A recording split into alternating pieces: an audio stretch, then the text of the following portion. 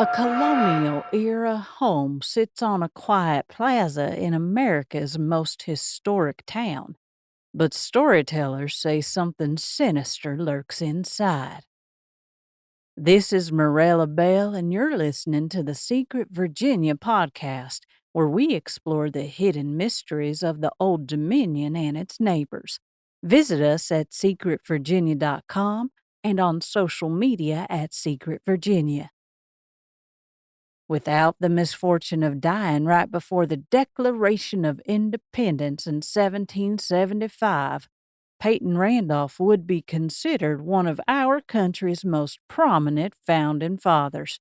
He was elected president of the First and Second Continental Congress before dying of a stroke while dining with Thomas Jefferson. His home, expanded and modified over the intervening decades, still stands in Colonial Williamsburg. The Georgian-style house, at least the western wing at the corner of Nicholson and North England Streets, was built in 1715 by William Robertson. Sir John Randolph, Peyton's father, purchased it in 1721 and willed it to his son, who took ownership at the age of 24.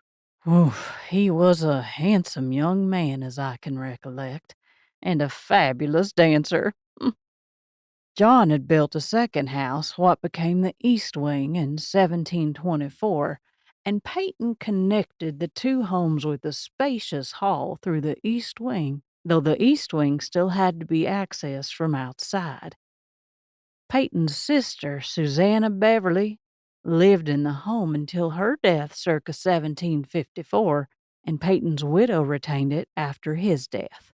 It served as a temporary headquarters to French General de Rochambeau during the Siege of Yorktown in 1781. It was sold at auction in 1783 and served as a military hospital at the Battle of Williamsburg on May 5, 1862, during the American Civil War. Oh, the suffering of those boys is something I pray to never see again.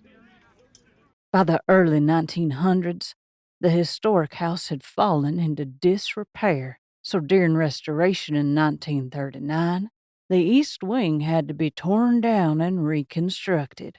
The house was designated a National Historic Landmark and added to the National Register of Historic Places in 1970. It opened for tours in 1968.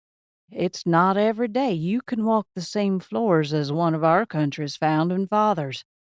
The Peyton Randolph House retained its original pine floors, walnut paneling, and brass hinges and locks, but some visitors insist it retains something immaterial as well. It's been called the most haunted house in America, possibly the most haunted on the East Coast, and certainly the most haunted in Virginia, but no one is quite sure why. Is it cursed by a slave woman named Eve, or haunted by the agonized souls of Betty Randolph's other slaves? Do the ghosts of two children who died at the home play in its halls? Or how about Civil War soldiers who succumbed to their wounds?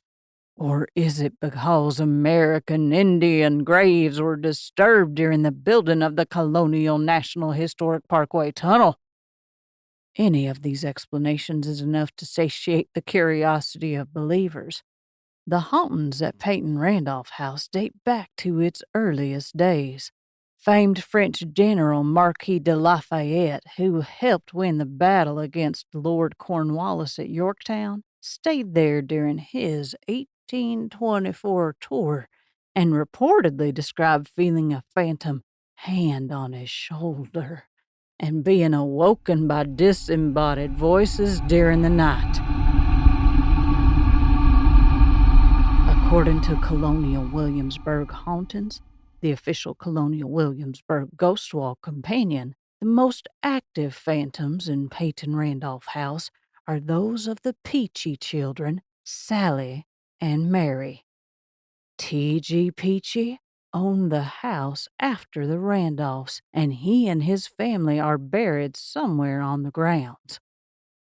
One security guard reportedly heard the laughter of children and the sound of tiny feet running across the floor as he locked up for the night. Others have seen the apparition of a child in an upstairs window. In one disturbing incident, another security guard found himself locked in the basement while making his rounds.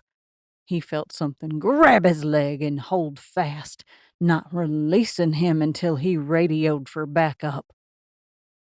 While there is no evidence Peyton Randolph's wife Elizabeth mistreated their slaves, a slave trader named Richard Hansford lived there in the years prior to the Civil War. Could his ghost account for this violent presence? The Peyton Randolph House, 100 West Nicholson Street in Williamsburg, Virginia, is open daily 9 a.m. to 5 p.m. Admission to the museum is included with the Colonial Williamsburg ticket, $44.99 for adults and $24.99 for children ages 6 to 12. Tickets get you admission to over a dozen museums throughout Colonial Williamsburg. Or you can book a tour on the official Haunted Williamsburg Ghost Walk, which stops inside the Peyton Randolph House. Tickets for the candlelit walking tour are $19 for adults and $12 for children.